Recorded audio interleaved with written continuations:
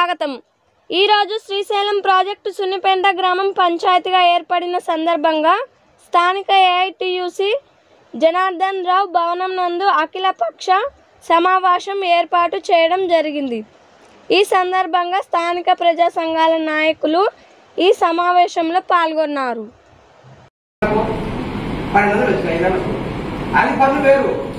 ఈ రకంగా లేకపోతే కాల్చులు పెట్టి డబ్బులు వేస్తే మాత్రం ఊరికి మనం అసలు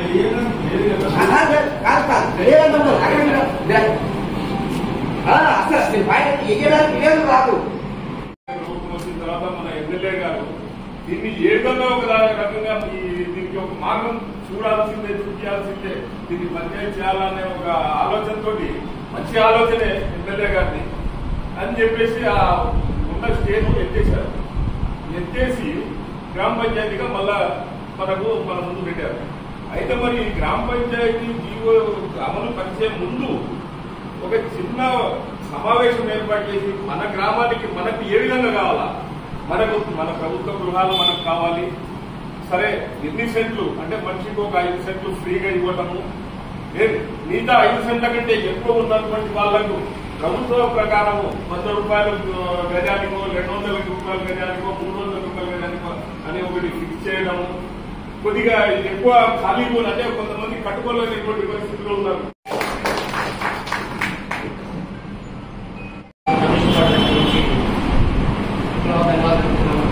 ఇక్కడ జయవేద శాస్త్రాలు కూడా అక్కడ నాయకుడికి నాకు ఫోన్ చేసి మీటింగ్ పెట్టండి, ఈ ఊరు సంస్థ మనం ఏదో తెలుసుకోవాలి, ఎందుకంటే రోజు వచ్చి సర్వే చేయమని ఎన్ని చేస్తున్నారు, ఇవన్నీ కాకుండా ఎవరి వాటర్స్ వాళ్ళకి ఇవ్వాలి, ఎందుకంటే మనందరం ఇక్కడ డ్యామ్ కన్స్ట్రక్షన్స్ ఉంటే ఇక్కడే మనం సాధించుకున్నాం కాబట్టి ఆ పడిపోయిన బిల్డింగ్లు కూడా మనమే ఈరోజు అవకాశం ఉంది। ఎమ్మెల్యే గారు కూడా వచ్చే రోజులకి ఆయన కూడా ఇదే అఖిలపక్షం వెళ్ళి ఒకసారి కలిసి వాళ్ళు రిక్వెస్ట్ చేసానికి ఎమ్మెల్యే గారు మధ్య కొన్నాయని కూడా ఇక్కడే ఉన్నాడు। ఇక్కడ ఊర్లో కూడా పైప్ లైన్ చాలా లెక్కేశారు, కొన్ని ఏరియాలతో పైప్ లైన్లు రాలేదు।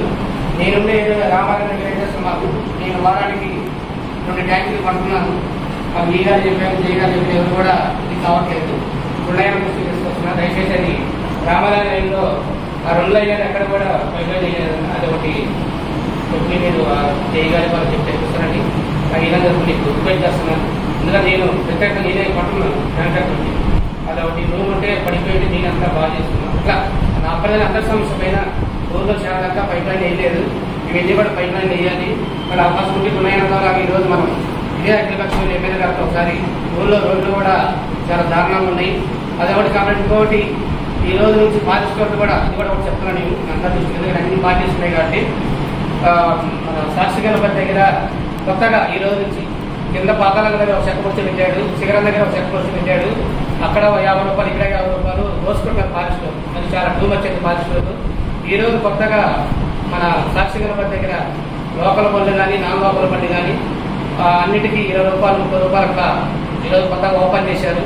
దీని మీద కూడా ఒకసారి మనం టోల్గేట్ ఇప్పుడు ఈ ఊర్లో ఈ టోల్గేట్ మనకు అవసరం ఈఓ గారికి ఎమ్మెల్యే గారికి ఏది చెప్పి మన ఊరిని ఇప్పుడే మనం ఎందరం వేయాం కాబట్టి ఇక నుంచి అయినా మన ఊరిని మనందరం కాపాడుకోవాలని చెప్పేసి మేము మీ అందరికీ రిక్వెస్ట్ చేస్తూ దీని మీద ఎవరు కూడా ఎదుగు తప్పకుండా అవసరమైన సంఘానికి చేసుకోవాలని చెప్పేసి మన కలెక్టర్ దగ్గర వెళ్ళడం, మినిస్టర్ గారి దగ్గర వీటన్నిటిపైన మన గట్టిగా పోరాడి ఈ సందర్భంలో మనం పోరాడుతుంటే ఎందుకంటే ఎలక్షన్లు వస్తున్నాయి, ఎమ్మెల్యే గారు కూడా మనకు సెలవు తీసుకొని మన ఊరిని మరి పంచాయతీ అయిన కాలనే లక్షలు కూడా అక్కడ పట్టింది మనకి, దీని మీద మనందరం కూడా కలిసికట్టుగా పని చేసుకొని దీని హక్కులు సాధించుకోవాలని చెప్పేసి కమ్యూనిస్ట్ పార్టీగా నేను మా ఏవైనా సిపిఐ పార్టీగా మేమైతే మీరు ఎక్కడ ఇల్లుసిన అవసరం మా సహకారం ఎనీ టైం మీకు భద్రాద్రి ఎల్లప్పుడూ ఫోన్ చేసింది కూడా మీకు వచ్చేసి ఈ ఊరు సమస్య పైన కొట్లానికి మేము ముందుంటామని చెప్పేసి ఇచ్చిన అవకాశం ఇచ్చిన పెద్దలందరికీ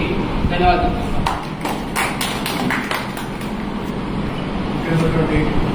అనేక సంఘాల వారికి మర్చెంట్ అసోసియేషన్ ఎన్ని రోజులు అనేక కాంగ్రెస్ బేసిక్కి రైతులందరికీ ఆర్టీడీ గారికి ముస్లిం మైనార్టీ పెద్దలందరికీ సిపిఎం మీడియా కోసం ధన్యవాదాలు। మరి సహోదరులారా, ఈరోజు పార్టీలు మారుతుంది, ప్రజలను కళ్ళబుల్లి కథలతో మోసం చేస్తున్నారు, అప్పుడు తెలుగుదేశం ఈరోజు వైసీపీ ఇది ఎక్కడ ప్రణాళికబద్ధంగా ఎక్కడ గ్రామ పంచాయతీ ఏం చేస్తుందో ప్రజలతో చర్చలు అవసరం లేదు. అంటే వాళ్ళు ఏం చేస్తున్నారు, వాళ్ళు నిర్ణయాలు తీసుకుని ప్రజలపై భారం నొప్పి చేస్తారు.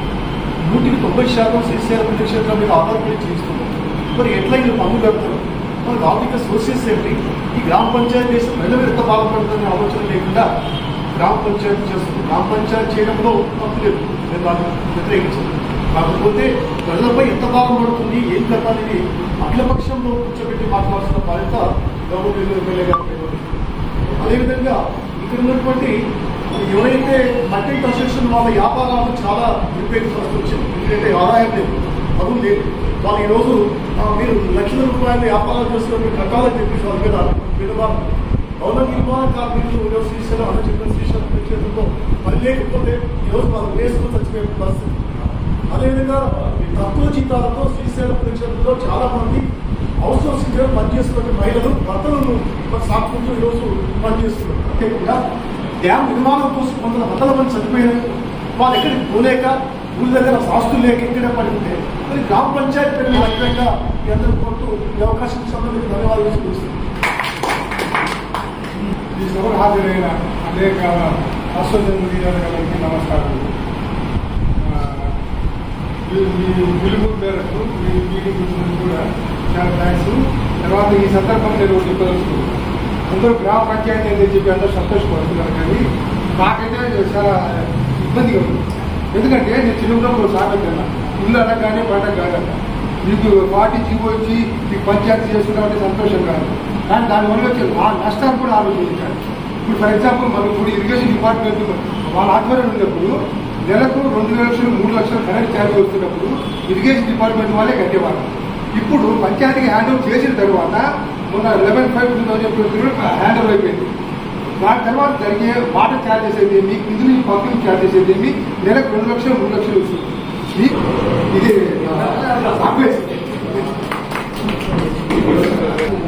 ఈ యొక్క సభకు చేసిన వివిధ సంఘాల నాయకులందరికీ నా నమస్కారాలు తెలియజేస్తున్నాను. ఇప్పుడు పంచాయతీ దాని మీద మనందరికీ మీటింగ్ పెట్టుకోవాల్సిన అవసరం వచ్చింది. ఏమంటే దాని పంచాయతీని కోరుకునేది మనమే. యాక్చువల్గా ఏంటంటే దీని ప్రాజెక్టు పరిధిలో ఉన్న దాన్ని మనం పంచాయతీ చేయాలి అనేది ఎక్కడి నుంచి వచ్చిందంటే గవర్నమెంట్ ఎప్పుడైతే జీవో 21 ఇచ్చి దీన్ని సర్వే చేసి ఎవరి క్వార్టర్స్ వాళ్ళు తీయాలా అనే నిర్ణయంతో వచ్చిందో అప్పటి నుంచి కొద్దిగా పంచాయతీ అయితే కానీ కొన్ని సర్వేలు చేసి నీకు ఇయ్యలేము అనే పరిస్థితి మా దగ్గర నుంచే వచ్చింది. కానీ గవర్నమెంట్ ఏ గవర్నమెంట్ ఇది ముందుకు వచ్చి వాళ్ళకి తెలియదు.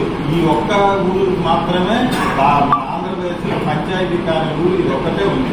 అన్ని గ్రామాలు అన్ని కూడా ఏదో పంచాయతీ పరిధిలో ఉన్నాయి. ఇది కోరుకునేది మనమే అనేక అప్లికేషన్లు నేను పెట్టించవచ్చు, జాయింట్ యాక్షన్ కమిటీ సంఘాలు రిటైర్డ్ అసోసియేషన్ ఇది ప్రయత్నం చేసి ఎవరైనా కానీ గ్రామ పంచాయతీ చేయండి అని ఫస్ట్ పెట్టింది మనమే. దాని ప్రకారం గవర్నమెంట్ జీవో వచ్చింది. మళ్ళీ తర్వాత దాంట్లో బాగోగులు చేసుకోవాలి, ఉపసంహరించుకుని బాధాకరం కూడా ఉంటుంది. దాంట్లో డ్యామ్ సంబంధించి ఐటీఐలు, కాలేజీలు, పోలీస్ స్టేషన్లు అన్ని ఓన్లీ వాళ్ళు లీజు కట్టుకుంటూ ఉంటారు అని చెప్పారు. కానీ ఈ మధ్య నాకు తెలిసిన విషయం ఏంటంటే మా వాళ్ళు పోయి వస్తుంటారు కాబట్టి చెప్తున్నాం మా ఆఫీసర్లు. ఇప్పుడు మొత్తం 280 ఎకరాలలో మనం ఉండేవాళ్ళం. ఇప్పుడు గ్రామ అభివృద్ధి కోసము కదా ఇది పెట్టింది. ఇప్పుడు గ్రామ అభివృద్ధి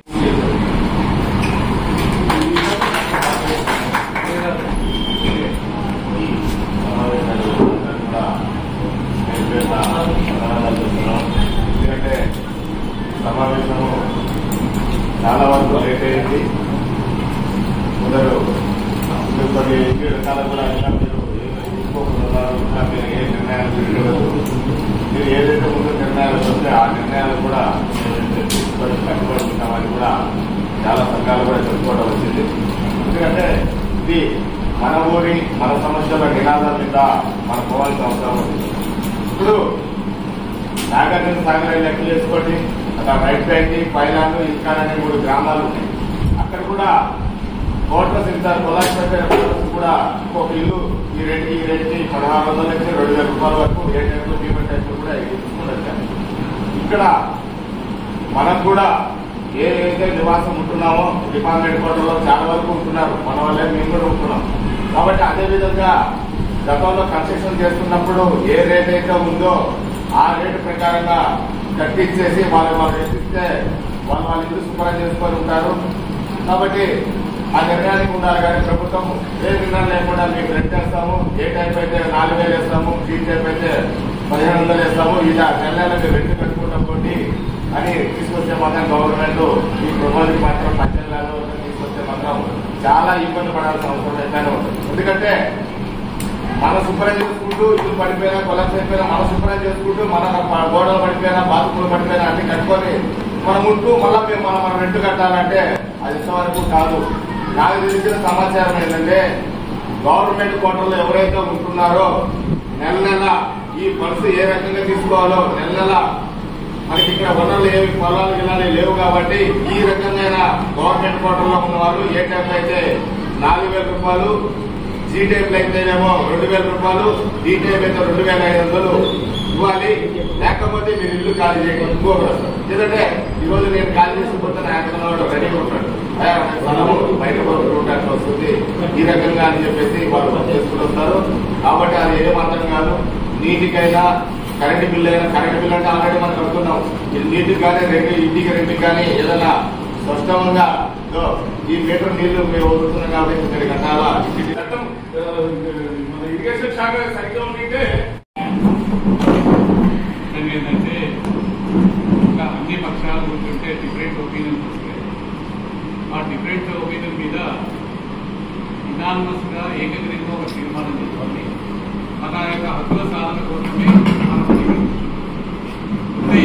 ఎవరి పొలిటికల్ ఎజెండాస్ వాళ్ళకు ఉంటాయి. రాజకీయ పార్టీల తర్వాత సివిలియన్స్ తర్వాత ఎవరికి ఉంటే ఒపీనియన్ వాళ్ళకు ఉంటుంది.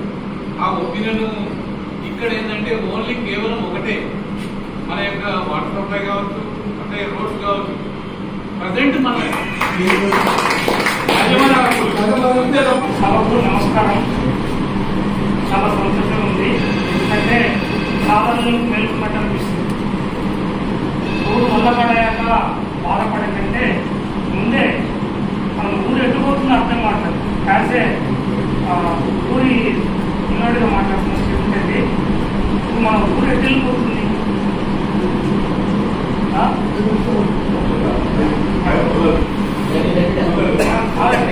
ఎట్టుపోతుంది ఊరు. ఏమైతుంది అభివృద్ధి అంటే ఏంటి? మన ఇల్లు మనం పోగొట్టుకోవడము, లేకపోతే మనకున్న హక్కులు మనం కావాల్సిన ఇదే అభివృద్ధి. లేకపోతే మనకు ఒక స్థాయి కల్పించాలి. ఇరిగేషన్ డిపార్ట్మెంట్ రైట్ మనకు కొన్ని ఇబ్బందులు ఉన్నాయి, లేకపోతే డెవలప్మెంట్ లేదు అన్నారు. మరి గ్రామ పంచాయతీ వస్తుంది. దీనికి ఎట్లా ఉదాహరణకు ఒక సర్వే చేస్తున్నారు. ఈయన ఇల్లు కట్టుకోగలిగాడు, నేను కట్టుకోలేదు, నాకు ఖాళీ స్థలం ఉంది. ఖాళీ స్థలంలో నా ప్రజల పరిస్థితి ఏంటి? ఇల్లు కట్టుకోలేకపోయాడు. కాదంటే 20-30 సంవత్సరాలు ఈ ఊర్లో పుట్టి పెరిగి లేకపోతే పనులు చేయడానికి వచ్చి వాళ్ళు 50 సంవత్సరాలు జీవనం చేస్తున్నారు. ఎక్కడ ఊళ్ళకి చేస్తున్నారు.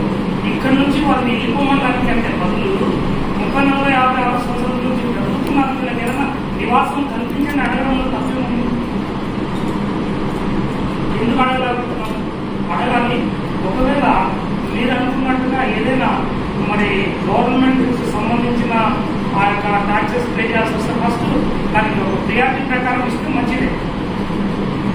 బిలో పవర్టీ లైన్ అని అప్పుడు 021 ఇచ్చారు. ఇంతవరకు 4 సార్లు రిటైర్డ్ అయిన పరిస్థితి రాస్తే లెక్కలు కలెక్టర్ రాశారు. కానీ అన్ని సమస్యకి వెళ్ళి అదే కలెక్టర్ ద్వారా వెళ్ళి అదే జీవోలో మార్కెట్ వాల్యూ ఫిక్స్ చేసి ఆ రిటైర్డ్ అయిన ఎంప్లాయీకి ఇవ్వమని ఉంది. అంతటితో 10% పట్టుకుని వదిలేమని లేదు. దాంతోపాటు మార్కెట్ వాల్యూ ఫిక్స్ చేసి వాళ్ళకు దాని మీద అవుట్లెట్ సర్వీస్ ఇచ్చిన దానికి ఉదాహరణలు ఉన్నాయి. పోస్ట్ ఆఫీస్ బిల్డింగ్ అన్నారు. ఎక్స్పెడిషన్ వాళ్ళకు శిశు వాళ్ళకు అవుట్లెట్ సర్వీస్ మీద ఇచ్చారు. అలాంటి ప్రపోజల్ తీసుకున్నారు. ఉన్నప్పుడే రావాల్సిన సర్టిఫికేట్ ఇచ్చిందే లేదు. చాలా సంతోషంగా ఉంది. మరి ప్రయత్నం చేస్తే తప్పని లేదు. దయచేసి ఈ విషయంలో ముందుకెళ్ళాలని నా మనసారా అన్ని కూడా ఈ విషయంలో పాల్గొంటూ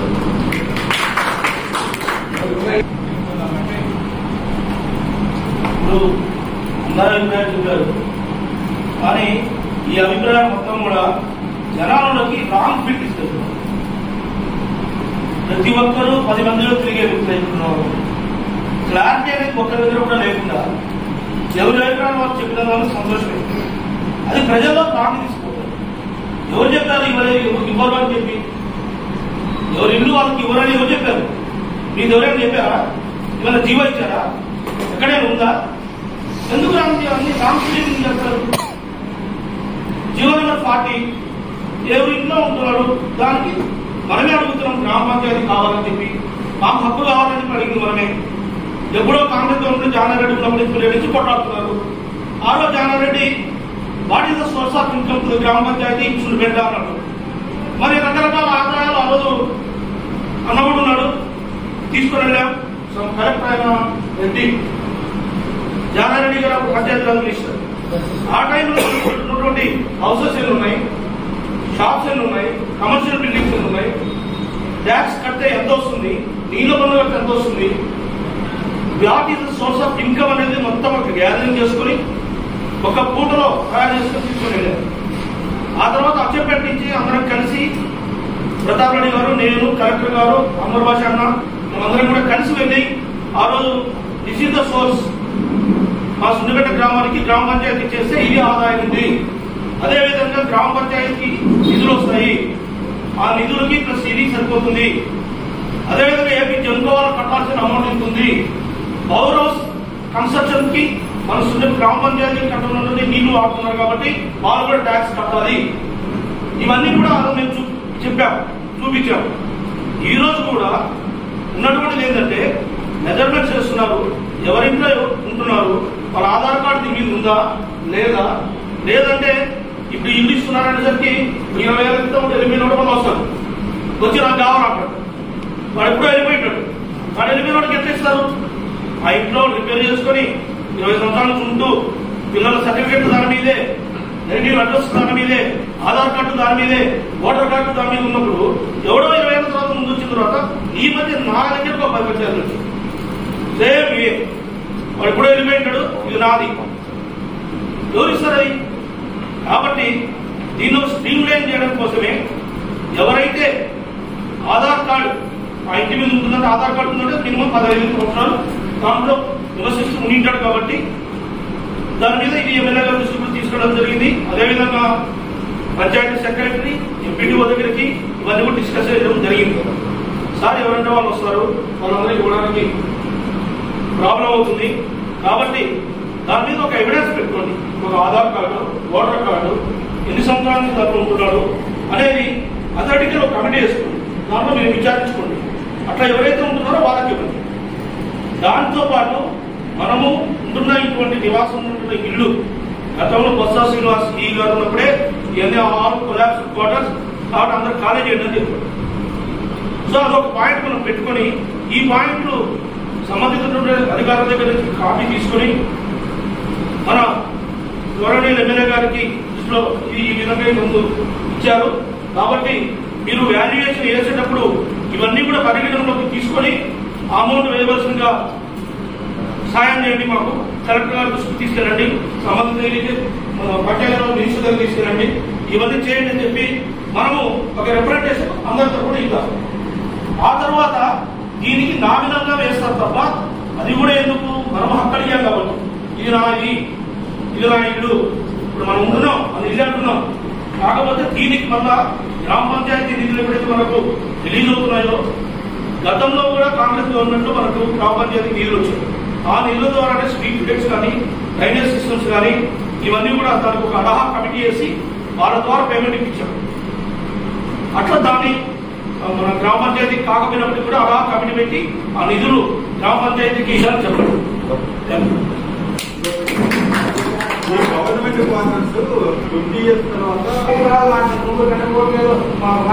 మాట్లాడుతుంది. నీకు స్వతంత్ర వచ్చిన రోజు నుంచి ఈ రోజు గ్రామ పంచాయతీ జరిగినాయి, కన్నారపూడి పంచాయతీ జరిగినాయి, కొన్ని స్పెషల్ నిర్దేశించిన తర్వాత కొన్ని రియాక్టర్లు జరిగినాయి. ఎన్నింటిని పరిశీలించినప్పుడు కాంగ్రెస్ తీసుకుంటున్నాయి కూడా ఎక్కడ కూడా దానికి ఒక అమౌంట్ అనేది లేదు. వాడి దగ్గర లేదు. గ్రామకంగా మన తర్వాత పంచాయతీ చేసిన తర్వాత దానికి డబ్బులు పెట్టాలి, రూల్ అనేది ఎక్కడ లేదు. దానికి కొంత మనం